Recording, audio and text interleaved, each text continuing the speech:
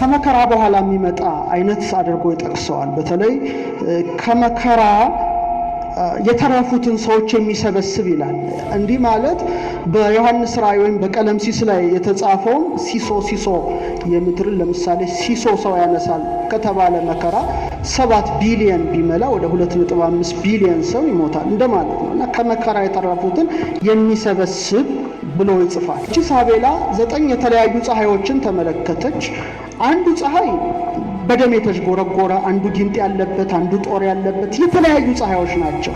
የመጨረሻው ፀሐይ አካባቢ ስትደርስ ግን ስለ ደገኛ ሰው ትናገራለች። ሃይማኖቱ ስለቀና ሃይማኖትንም ስለሚያቀና በጎ ሰው በቅድስት ሀገር ላይ ይኖራል ብላ ተናግራ ትደመድማለች።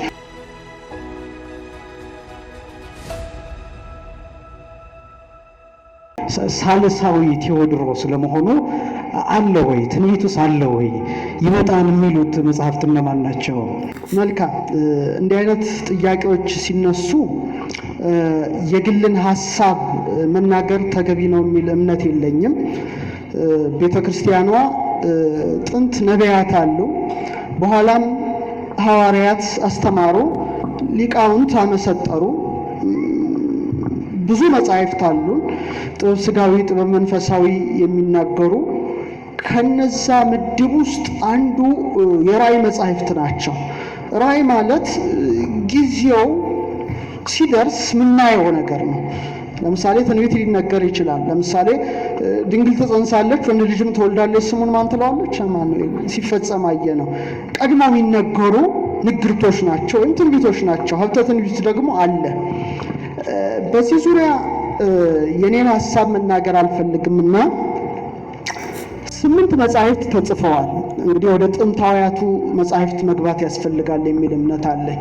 አሁን የመጣ አሁን የሚነገር ሳይሆን 8 መጻሕፍት ተጽፈዋል። አንዱ ስለ ዕለተ ምጽአት የሚናገረው መጽሐፈ ኪዳን ነው። መጽሐፈ ኪዳን እንግዲህ ከ35ቱ ሐዲሳት ውስጥ ነው ምድቡ።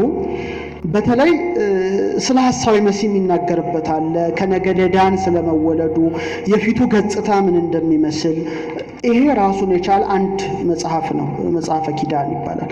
ሁለተኛው ስለዚህ ነገር የሚናገረው ፍካሬ ኢየሱስ ነው። ፍካሬ ኢየሱስ እንግዲህ ስለዚህ ነገር ጽፏል። አሁን የተጻፈ የተደረሰ አይደለም፣ ጥንት አባቶቻችን የጻፉት ነው። ሰፊ ዝርዝር አለው። ሶስተኛው ራእየ ሲኖዳ ነው። ራእዩ ለአቡነ ሲኖዳ የሚል መጽሐፍ አለ። እሱም ይህን ታሪክ ይጠቅሳል። ተመሳሳይ ነው። ትንሽ የሚለየው ፍካሬ ኢየሱስ ከመከራ በኋላ የሚመጣ አይነት አድርጎ ይጠቅሰዋል። በተለይ ከመከራ የተረፉትን ሰዎች የሚሰበስብ ይላል። እንዲህ ማለት በዮሐንስ ራእይ ወይም በቀለምሲስ ላይ የተጻፈው ሲሶ የምድርን ለምሳሌ ሲሶ ሰው ያነሳል ከተባለ መከራ 7 ቢሊዮን ቢመላ ወደ 2.5 ቢሊዮን ሰው ይሞታል እንደማለት ነው እና ከመከራ የተረፉትን የሚሰበስብ ብሎ ይጽፋል። ይህ እንግዲህ መቅድሙ ላይ የምናየው ጌታ በደብረ ዘይት ለሐዋርያት አስተማራቸው ብሎ ነው የሚጀምረው። ያ እንዴት ይገለጻል? ሌላ ጉዳይ ነው።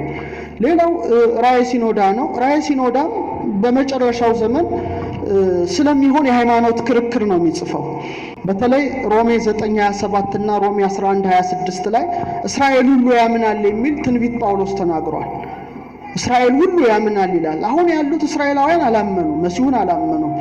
ግን በአሕዛብ ሁሉ ዘንድ የተቀደስኩ ሆናለሁ ተብሎ በሕዝቅኤል ተነግሯል። ስለዚህ ሁሉም ክርስቶስን የሚያምኑበት ጊዜ አለ። እስራኤሎችም በመሲሁ በክርስቶስ የሚያምኑበት ጊዜ አለ ብለው ያም ደግሞ የሚሆነው የእስክንድሪያው ሊቀ ጳጳስ እና የሮሜው ጳጳስ መስዋዕት ሰውተው ሁሉም የዓለም ሕዝብ እየተመለከተ የእስክንድሪያው ጳጳስ በሰዋው መስዋዕት ላይ እግዚአብሔር መንፈስ ቅዱስ ወርዶ መስዋዕቱም አነ ውእቱ ኢየሱስ ናዝራዊ እያለ ይመሰክራል። ያን ጊዜ በያዕቆባውያን ማለት አሁን ባለነው ዓለም ሁሉ ይድናል የሚል ጽሑፍ አለ። ከሱ በኋላ ወምድሬው ይነግሱ 7 ነገስታት 7 ነገስታት ይነግሳሉ ብሎ 7ኛውን ሐሳዊ መሲህ ነው ብሎ ከነስም ዝርዝራቸው ይጽፋል። ይሄ በጣም ሰፊና ረቂቅ ነገር ነው። ይሄ እንግዲህ ሶስተኛው ነው። አራተኛው ገድለ ፊቅጦር የተባለ መጽሐፍ ነው። ይህም ቤተክርስቲያን የምትገለገልበት ነው። ገድለ ፊቅጦር ላይ በመጨረሻው ዘመን ስለሚሆነው ነገር ተገልጦለት ፊቅጦር አቦሊ የምናከብራቸው ሰማዕታት ናቸው። ስለዚህ ነገር ለእናቱ ያስረዳታል። በተለይ ስለ ኢትዮጵያ ጋር ተያይዞ ስለሚመጣው ነገር። ይሄ እንግዲህ አራተኛው መጽሐፍ ነው። አምስተኛው መጽሐፍ ድርሳነ ዑራኤል ነው። የጥቅምት ድርሳነ ዑራኤል ሰፋ አድርጎ ስለዚህ ነገር ይጽፋል፣ ይዘረዝራል። እንደውም ሲዘረዝር አመጣጡን ከስነ ፈለክ ጋር የማያያዝ ነገር አለው። ለምሳሌ እንደ ያለ ጅራታማ ኮከብ ኮሜቶች የተለያየ ጊዜ ይወጣሉ። ሃሌ ኮሜት በ75 ዓመቷ ትመላለሳለች እና በተለይ እንደ ምልክት አድርጎ የሚጽፋቸው ነገሮች አሉ። ቀጥሎ ያለው ስድስተኛው መጽሐፍ ራእየ ሳቤላ ነው። ራእየ ሳቤላ በሌላውም ዓለም አለ። ሲቪል ይሏታል፣ ሚስትሪ ኦፍ ሲቪል ይሏታል። እሷን ደግሞ አባ ጊዮርጊስ አመስግኗታል። ተአምሆ ቅዱሳን መጽሐፉ ላይ ሰላም ለሳቤላ ዘሬ የተሳቱ ፀሐይ እያለ 9 ፀሐዮችን የተመለከተች ለፍጻሜ ዘመን የሚሆኑ ምልክቶችን ለተናገረች ለሳቤላ ሰላምታ ይገባል ይላል። አባ ጊዮርጊስ ቤተክርስቲያን የምታከብረው ሊቅ ነው። እቺ ሳቤላ 9 የተለያዩ ፀሐዮችን ተመለከተች። አንዱ ፀሐይ በደም የተዥጎረጎረ፣ አንዱ ጊንጥ ያለበት፣ አንዱ ጦር ያለበት የተለያዩ ፀሐዮች ናቸው። የመጨረሻው ፀሐይ አካባቢ ስትደርስ ግን ስለ ደገኛ ሰው ትናገራለች። ሃይማኖቱ ስለቀና ሃይማኖትንም ስለሚያቀና በጎ ሰው በቅድስት ሀገር ላይ ይኖራል ብላ ተናግራ ትደመድማለች። 100 ጠበብት ያዩትን ራእይ ነው የምተረጎመው እና የሳቤላ ራእይ ኢትዮጵያዊ ብቻ ሳይሆን በመላው ዓለም የሚታወቅ ነው። ሪቪሌሽን ኦፍ ሳቤላ ይባላል። ሌላው የትርጓሜ ወንጌል ነው። ትርጓሜ ወንጌል አባቶቻችን ትርጓሜን ሲሰሩ ብዙ መጻሕፍት እንደ ንብ የቀሰሙ ናቸው።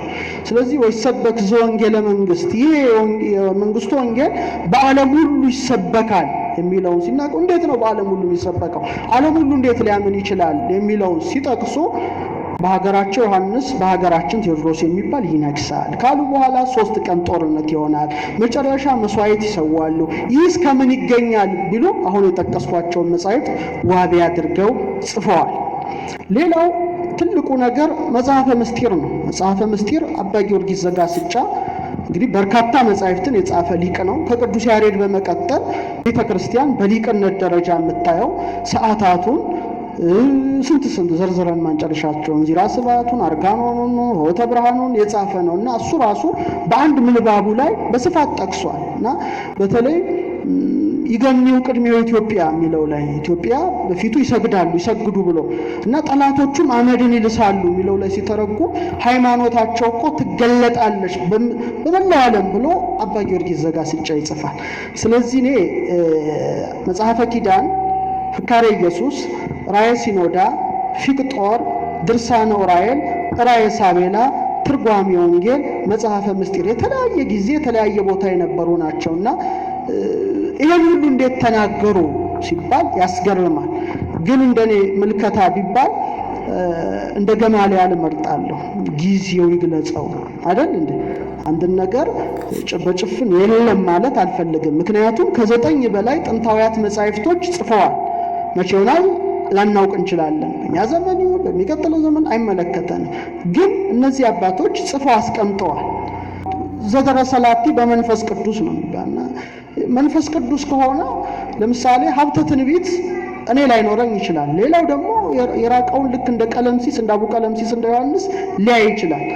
ያ አይቶን ያላየውም ማለት ያ ነገር የለም ማለት ግን እንዳልሆነ ሊታወቅ ይገባል። ሰው ለምሳሌ ጋላክሲ የለም ሊል ይችላል ነው የደሞ ሰው አለ ወደ ላይ የሚያለና የተለያየ ነገር ስላለ በኔ ምናልባት መመር ያክሉበት ይችላሉ። ከ9 በላይ መጻሕፍት ቤተክርስቲያን ጽፋ አስቀምጣለች። ያ ተመርምሯል አልተመረመረም፣ ሂሳቡ ቀመሩ ተቀምሯል አልተቀመረም ሌላ ጉዳይ ነው። ግን በኔ በኩል ያለው ምልከታ እነዚህ ሁሉ መጻሕፍት ይህንን ነገር ያሳያሉ ወደሚለው የግል ድምዳሜ ሄጃለሁ። ይሄ ግል ሐሳብ ነው። ግን መጻሕፍቱ ግን የቤተክርስቲያን ናቸው። ይህን ለማለት ፈልጋለሁ።